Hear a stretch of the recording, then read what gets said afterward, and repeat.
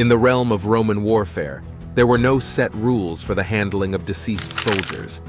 Instead, the fate of fallen soldiers was contingent on the outcome of the battle and the number of casualties. What's particularly intriguing is that there is a scarcity of historical accounts detailing the disposal of battle casualties. The absence of identified Roman war graves suggests that there was a systematic approach to clear battlefields, dispose of bodies efficiently, and leave graves unmarked.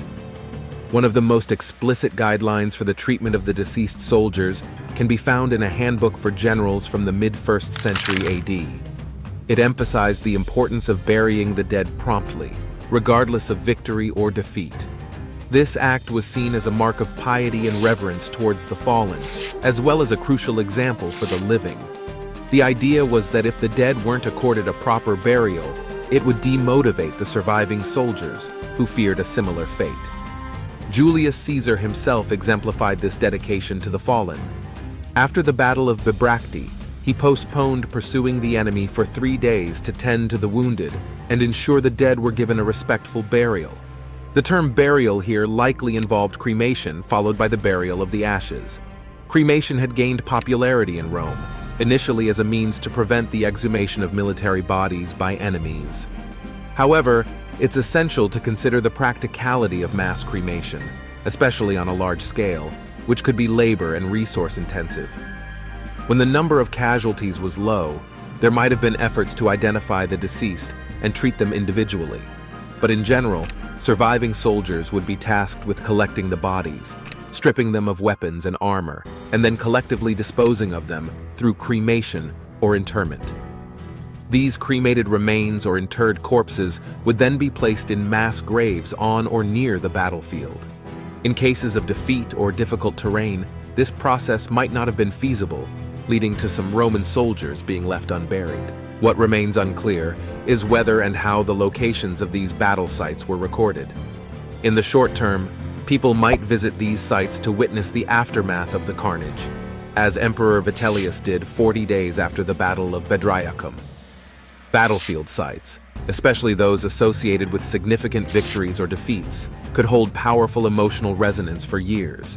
The rapid and relatively unceremonious disposal of the dead soldiers might seem starkly different from the civilian ideal of dying peacefully in one's bed, surrounded by loved ones. This seemingly pragmatic approach to the deceased soldiers was, however, considered adequate in terms of both law and religion. The core requirement was that a body should be covered with earth, but many aspired to more than just a basic burial. Individual burials with marked graves were idealized. In cases where the dead were not buried individually, a belief in a special afterlife status might have mitigated any perceived pollution or fear of restless spirits. The quick clearance and disposal of the bodies also addressed practical concerns like hygiene and the prevention of looting and desecration of corpses by enemies. Military equipment and weapons were valuable resources for both the Roman army and its adversaries, making their retrieval crucial. The Roman army operated on a different set of principles than what was observed in ancient Athens. In Athens during the 5th century BC, those killed in battle were returned to the city, given a public funeral, and had their graves marked with their names recorded. The Roman army, in contrast, was widely recruited and operated across vast expanses of the empire, making repatriation impractical. Moreover, repatriating the bodies, especially in large numbers, could negatively impact public morale. The nature of Roman warfare evolved considerably. By the late Republic, Rome fought wars on a previously unprecedented scale and distance, with the army becoming increasingly professional. In cases of minor battles or skirmishes, a fallen soldier might be returned to the camp for proper burial and commemoration, or a cenotaph, an empty tomb or memorial, could be erected. One of the rare exceptions to the collective treatment of soldiers' deaths occurred in times of political turmoil, such as civil conflicts, great military disasters, or at uncertain frontiers. For instance, Cicero proposed a monument in memory of soldiers killed in the civil war against Mark Antony in 43 BC. In AD 15, Germanicus buried the remains of soldiers killed in the Varian disaster that had left 3 legions dead.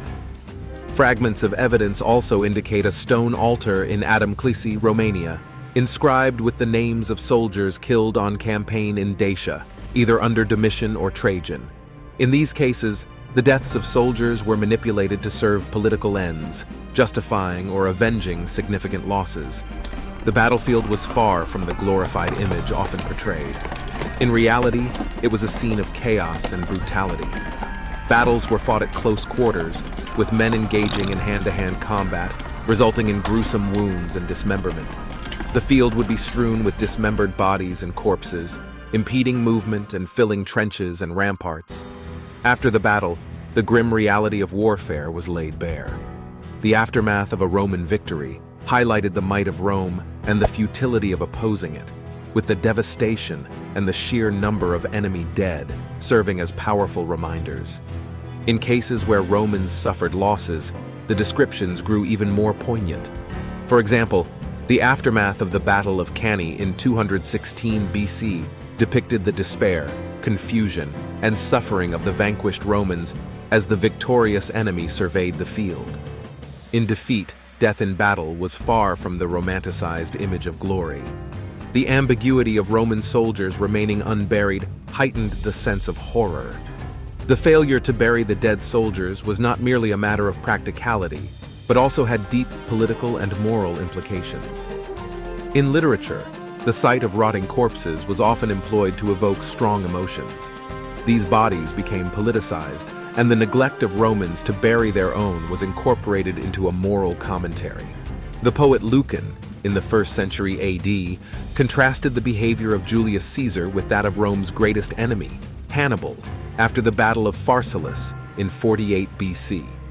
Hannibal had shown respect for the dead bodies of Roman generals, whereas Caesar allegedly gazed at the field filled with corpses, unburied fellow Romans. Tacitus similarly depicted the Emperor Vitellius as a bloodthirsty tyrant for not looking away or expressing horror at the mass of unburied Roman soldiers after the Battle of Bedriacum in 69 AD.